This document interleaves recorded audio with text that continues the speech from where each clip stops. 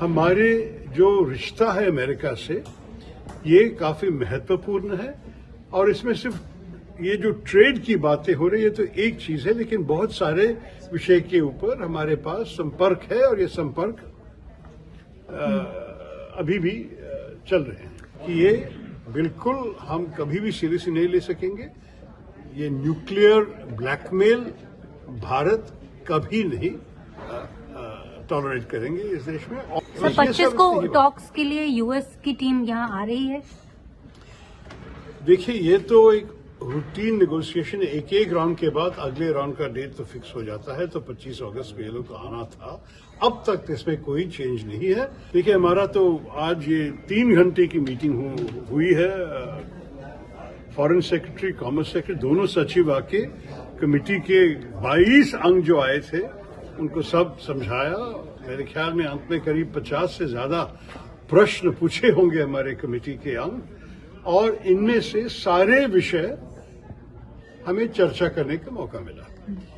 ये भी स्पष्ट हुआ कि हमारे जो विदेश कार्य के सचिव हैं उन्होंने कह दिया कि हमारे जो रिश्ता है अमेरिका से ये काफी महत्वपूर्ण है और इसमें सिर्फ ये जो ट्रेड की बातें हो रही है तो एक चीज है, लेकिन बहुत सारे विषय के ऊपर हमारे पास संपर्क है और ये संपर्क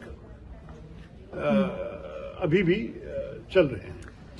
कॉमर्स सेक्रेटरी ने भी डिटेल में हमें ये ट्रेड विषय के बारे में बता दिया और जितने भी क्लैरिफिकेशंस हमारे मेंबर्स चाहते थे ये सारे क्लैरिफिकेशंस उन्होंने दे दिए।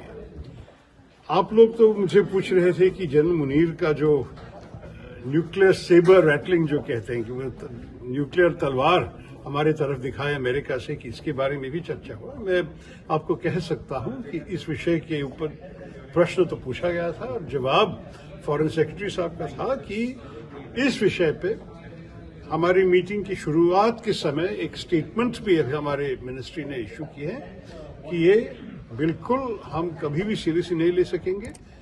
ये न्यूक्लियर ब्लैकमेल भारत कभी नहीं टॉलरेट करेंगे इस देश में। और कि मुनीर जी ने एक देश जो हमारे एक अच्छे दोस्त वाले देश हैं उनके भूमि पे खड़े होकर इस किस्म की चीज कहा, ये तो अच्छा नहीं लगा और इस संदेश पे हम सबको बता देंगे। सर 25 को टॉक्स के लिए यूएस की टीम यहाँ आ रही है। देखिए ये तो एक रूटीन नेगोशिएशन, एक राउंड के बाद अगले राउंड का डेट तो फिक्स हो जाता है, तो 25 अगस्त को ये लोग आना था। अब तक इसमें कोई चेंज नहीं है, कोई परिवर्तन नहीं है। अगर उनके तरफ से कोई तकलीफ है उस वक्त आने के लिए तो उनको बताना है। अब तक तो किसी ने ऐसे कुछ नहीं बताया। जितने भी चर्चा की ज्यादा इस रिश्ते के ऊपर और मतलब ये सारे विषय के ऊपर थे। अगर पुतिन साहब के मीटिंग के बाद और यूक्रेन के साथ अगर कोई मीटिंग हुई और ये सारे बदल लिए तब तो वो दूसरा जो 25% जो रशिया के ऑयल खरीदने के कारण हमारे ऊपर इम्पोज किया गया है, ये दूसरे 25% तो जाएगा, क्योंकि वो तो सिर्फ ये रशियन युद्ध के कारण थे ना। तो अगर युद्ध नहीं है तो नेचुरली, लेकिन वो पहला 25% से भी हमें असर पड़ रहा है और उसके ऊपर तो चर्चा करनी चाहिए कि उसको जरा सा कम करने की कोशिश करें। अगर आप ये वीडियो YouTube पर देख रहे हैं तो हमारे चैनल को सब्सक्राइब कर बेल आइकन दबाएं और Facebook पर देख रहे हैं तो हमारे पेज को लाइक करें। अगर आप ये वीडियो YouTube पर देख रहे हैं तो हमारे चैनल को सब्सक्राइब कर बेल आइकन दबाएं और Facebook पर देख रहे हैं तो हमारे पेज को लाइक करें।